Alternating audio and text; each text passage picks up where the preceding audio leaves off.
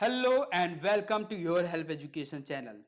तो साथियों, आज हम जानेंगे कि एम एस एक्सेल में किस तरह से हम अपने हेल्थ को रिकॉर्ड कर सकते हैं, यानी बीपी वगैरह को चेक कर सकते हैं, डेली रूटीन को, और इसके अलावा विभिन्न प्रकार के एक्सपेंसेस को कैसे हम मैनेज कर सकते हैं, वो भी एक्सेल के शुरुआती फाइल्स को क्रिएट करके। तो शुरुआत करते हैं एम एस एक्सेल की। तो शुरुआत करने के लिए जस्ट आपको इस स्टार्ट मेनू पर क्लिक करना है। यहां पर आपके सामने ऑफिस 2016 या ऑफिस 2007 का आइकन प्रदर्शित होगा, जहां पे आप एम एस एक्सेल को खोल सकते हैं, या एक्सेल 2016 के आइकन पर क्लिक कर सकते हैं, अथवा आप डेस्कटॉप पर बने हुए आइकन पर क्लिक कर सकते हैं, या फिर आप लोगों के साथ में आर प्रेस करके रन मेनू से, यानी रन डायलॉग बॉक्स से भी आप विन एमएस एक्सेल आप टाइप कर देंगे और यहां से भी आप इसको खोल सकते हैं।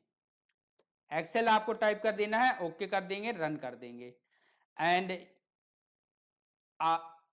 screen will appear on the screen, on the desktop screen or monitor screen or laptop screen. Here you will see there is 6 and more options to create a template. तो यहां पे आपको पहली वेलकम स्क्रीन में blank workbook, blank statement, blood pressure tracker, expense report, loan amortisation, personal monthly budget और sales report व time card नाम से कुछ टेम्पलेट मिल जाएंगे। इनके अतिरिक्त अगर आपको टेम्पलेट चाहिए हैं तो आपको जाना होगा sign in to get the most out of office.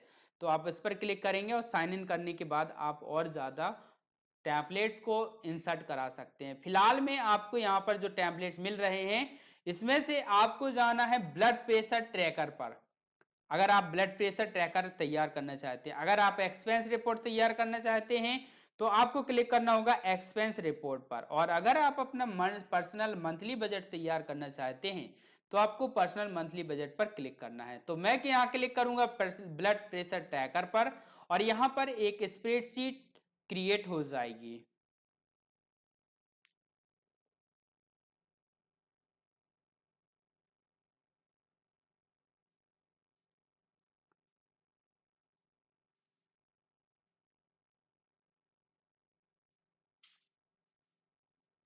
तो यहां पर आप देख सकते हैं ब्लड प्रेशर ट्रैकर नाम से एक स्प्रेडशीट तैयार हो गई है। इसमें डेट प्रदर्शित हो रही है, जिसे आप चेंज कर सकते हैं इक्वल टू टुडे डेट डाल करके। आप इसमें अपने वर्तमान डेट को आप इंसर्ट करा सकते हैं, इक्वल टू टुडे फंक्शन लगाएंगे और आप जस्ट आज की डेट को आप इंसर्ट करा पाएंगे, एंड उसको आप ब्लैंक को खींच देंगे तो आपके सामने दिख जाएगा। यहाँ पे देखिए मॉर्निंग टाइम आ रहा है। मॉर्निंग टाइम पे जब चेकअप किया गया तो सिस्टोलिक 129 और डायस्टोलिक 79 थी, जो हार्ट रेट था वो 72 थी। आप इसको चेंज करने के लिए जस्ट यहाँ पर आएंगे और टारगेट ब्लड प्रेशर यहाँ पे दिख रहा है, कॉल फिजिशियन अबव, आप यहाँ पे मेंशन कर देंगे। अगर 150 और डायस्टोलिक 100 से ऊपर होती है तो आप फिजिशियन को कॉल कर देंगे। नंबर आप यहाँ पे टाइप कर सकते हैं। फिलहाल के लिए मैंने एक नंबर टाइप कर दिया है, और इतना करने के बाद आप यहाँ पे देखेंगे जो भी 140 150 के अबव, यानी कि इससे ज़्यादा होती है या 140 से ज़्यादा होती है तो वो हाईलाइटेड हो जाएगी आपको रेड कलर से। इसके अलावा कॉल करने के लिए ये होना चाहिए सिस्टोलिक 150, तो यहाँ पे हम इसको कर देते 140। इजिली आप देखेंगे कि इसके बाद फिर कॉल होने लगेगी। नेम आप पेशेंट का यहाँ पर डाल देंगे, जैसे मैंने यहाँ पे रजनी सिंघानिया यहाँ पे टाइप कर दिया है, और यहाँ आप देख सकते हैं कि सिस्टोलिक डायस्टोलिक यहाँ पे आप blood pressure targeted blood pressure है, और यहाँ पे आप ये इसको मेजर करके टाइप कर सकते हैं। जैसे मैंने यहाँ पे 135 एंड डायस्टोलिक यहाँ पे 85 टाइप कर दिया है। हार्ट रेट भी यहाँ पे थोड़ा सा बढ़ा हुआ, यानी 73 टाइप कर दिया है। एंड कमेंट में आप लिख सकते हैं no problem, it's no issue, no issue. And इसके बाद इवनिंग टाइम पे जब आप चेक करेंगे तो इवनिंग टाइम का आप यहाँ पे मेंशन कर देंगे, एंड यहाँ पे डायस्टोलिक टाइप कर देंगे, एंड यहाँ पे हार्ट रेट आप टाइप करने के बाद यहाँ पर भी आप लिख दे सकते हैं कि medicine taken by patient, medicine taken by patient. तो इस तरह से आप सिंपली एक ब्लड प्रेशर ट्रैकर तैयार कर सकते हैं। जस्ट आपको टेम्पलेट को सिलेक्ट करना है and you have to fill the data. So I hope you like this video and the information will be useful for you. आशा है कि ये जानकारी आपको पसंद आई होगी और आपके उपयोगी होगी।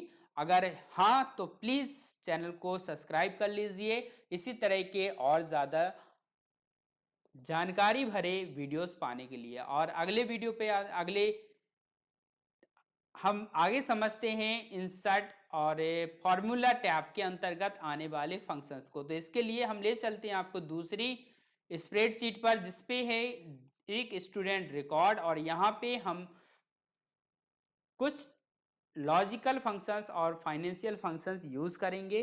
फिलहाल फाइनेंशियल फंक्शन नहीं, लॉजिकल फंक्शंस यूज करेंगे।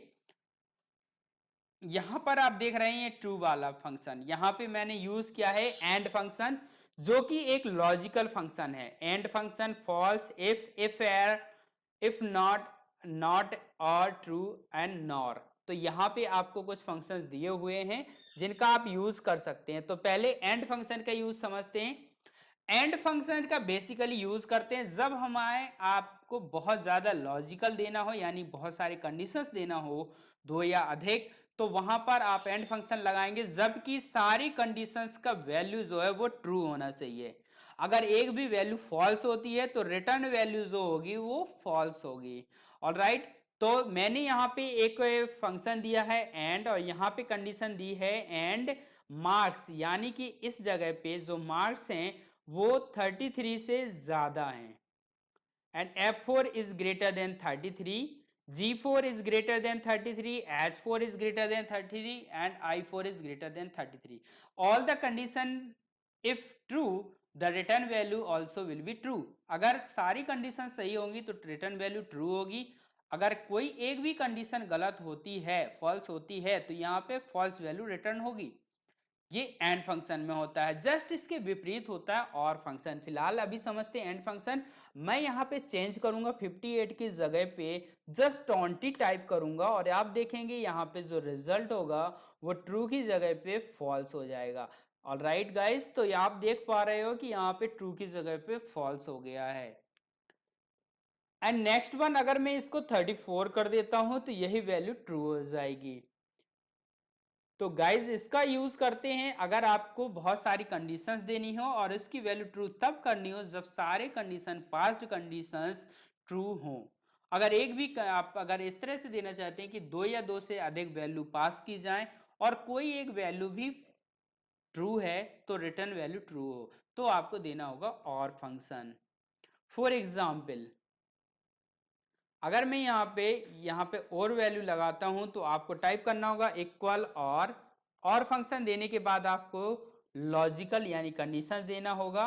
तो कंडीशन यहाँ पर मैंने यहाँ पे टाइप किया, इसका जो सेल एड्रेस है E4 है और मैंने यहाँ पे टाइप किया E4 is greater than 33 and comma F4 is greater than 33 is greater than comma G4 is greater than 33, H4 is greater than 33, comma I4 is greater than 33।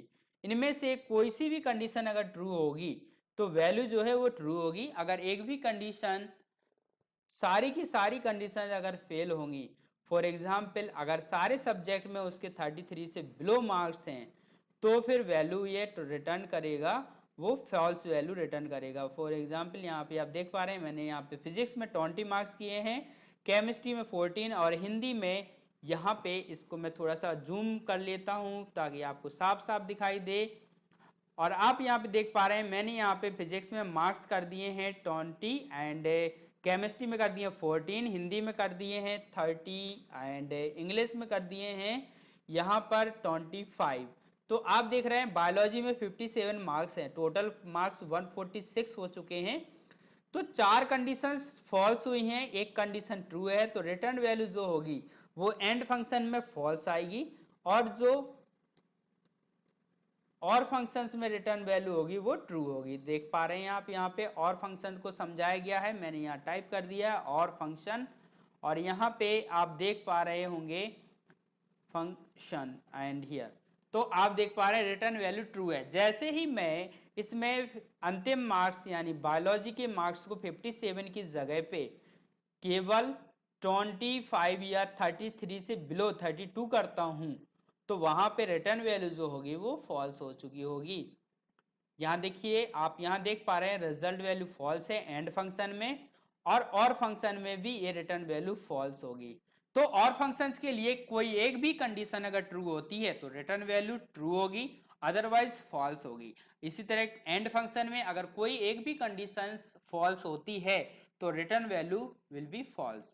I hope यहां तक की बात समझ आ गई होगी। अगले फंक्शन लॉजिकल फंक्शन में चलते हैं, जो कि है इफ फंक्शन। इफ फंक्शन में क्या होता है कि हमें लॉजिकल यानी शर्त लगानी होती है और उसमें कंडीशन देनी होती है। तो यहाँ पे आप देखेंगे मैंने यहाँ पे इसको लगा रखा है ग्रेड सिस्टम में, यहाँ पे नेस्टेड इफ लगा रखा है। आप इसको जूम करके देखेंगे तो आपको साफ दिखाई देगा, तो मैंने इसको थोड़ा सा जूम कर लिया है एंड हियर इसको कर दिया एस कैप और इसको किया जूम। जूम करने के बाद आप देख पा रहे होंगे यहाँ पे जो, इसको मैं और थोड़ा सा बड़ा कर लेता हूँ स्क्रीन को, शायद ये नहीं हो पा रहा है तो मैं इसको करता हूँ यहाँ पे आपको सिलेक्शन के साथ दिखा दूंगा। इफ फंक्शन लगाया है, कंडीशन लगा देंगे, कंडीशन लगाइए यहाँ पे देखिए लॉजिकल टेस्ट लगाया है, J4 इज ग्रेटर देन और इक्वल टू 80। अगर J4 का मान जो J4 है उसका वैल्यू अगर 80 से ज्यादा होती है तो ये लगाए ग्रेड आता है, और अगर वो J4 का वैल्यू 65 से ज्यादा होती है तो 65 से ज्यादा होने पे बी ग्रेड आ गया। तो क्या करता है कि हमारा इंटरप्रेटर या कंपाइलर जो है वो चेक करता है कि इफ के बाद जो लॉजिकल वैल्यू वो क्या है।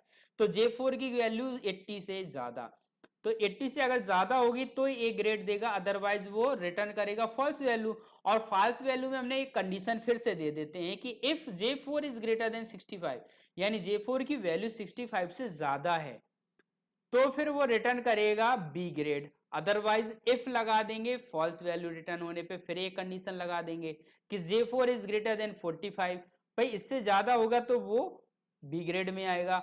ए ग्रेड में तब आएगा जब 80 से ज्यादा होगा, तो पहली कंडीशन वो चेक करेगा, अगर फॉल्स होगी तो दूसरी कंडीशन चेक करेगा, फॉल्स होगी तो तीसरी कंडीशन चेक करेगा, अदरवाइज रिटर्न कर देगा। तो यहाँ पे इफ लगाया, फिर मैंने लगाया J4 इज ग्रेटर देन 33, तो डी रिटर्न हो गया। और अगर ये वैल्यू भी फॉल्स होती है तो फिर ये ई ग्रेड को प्रदर्शित कर देगा। आई होप यहां तक समझ हो गया। अगर नेस्टेड इफ है, इफ का फंक्शन का सीधा फंडा है कि एफ लगाने के बाद आपको कंडीशन देनी है। कंडीशन मैंने यहाँ पे क्या दी है कि J4 की वैल्यू 80 से ज्यादा है। अगर 80 से वाकई में ज्यादा है तो ये ए रिटर्न करेगा, और अगर ए रिटर्न नहीं करता यानी 80 से ज्यादा नहीं है तो वो 80 से कम होगी तो रिटर्न फॉल्स करेगा। फॉल्स में फिर कंडीशन दे दी, फॉल्स में कंडीशन दे दी और फिर उसको ट्रू करने पे 65, नहीं तो फिर कंडीशन, फिर ट्रू करने पे 45, अदरवाइज सही नहीं तो फिर कंडीशन। तो इस तरह से हम नेस्टेड इफ का प्रयोग करते हैं। आपको एक और एग्जांपल में ले चलता हूं। मान लीजिए यहाँ पे मैंने एक सेल का एड्रेस में यहाँ पे 45 लिखा और फिर मैंने यहाँ पे कंडीशन दे दी कि इक्वल टू इफ, अब ब्रैकेट ऑन कर दिया, लॉजिकल टेस्ट लगाया, इसकी जो सेल एड्रेस की वैल्यू है वो V15 है, V column number, sorry column heading and row number is 15, तो V15 लगा दिया, तो लॉजिकल टेस्ट लगा दिया इज ग्रेटर देन और इक्वल टू, और यहाँ पे कंडीशन दे दी कि 33 से ज्यादा या बराबर है, तो कॉमा लगा दिया और इन्वर्टेड कॉमा में ट्रू वैल्यू लिखी। मैंने यहाँ पे ट्रू वैल्यू क्या लिखी कि भाई वो पास है, ठीक है। और यहाँ पे दूसरी वैल्यू अगर मैं फॉल्स होती है, मान लो 45 जो है, जो V15 का वैल्यू है वो 33 से ज्यादा नहीं कम हो रहा है, तो फिर रिटर्न करेगा फॉल्स वैल्यू। तो यहाँ पे मैंने फॉल्स वैल्यू दे दी कि यहाँ पे फेल, तो यहाँ पे ये जो फॉल्स वैल्यू है वो रिटर्न कर देगा। ये मैंने कंडीशन पूरी दे दी इफ, और एंटर की प्रेस करी तो यहाँ पे पास लिखा हुआ आ रहा है, मैं यहाँ पे वैल्यू कर दूंगा 26 तो यहाँ पे फेल हो जाएगा, 32 कर दूंगा तो फेल हो जाएगा, 33 कर दूंगा तो पास हो जाएगा। That is the use of conditions if. तो कंडीशन इफ का यूज समझ आ गया होगा। अगली कंडीशन पर पहुंचते हैं, फॉर्मूलाज पे जाएंगे और यहाँ पे लॉजिकल फंक्शन में आएंगे। If error,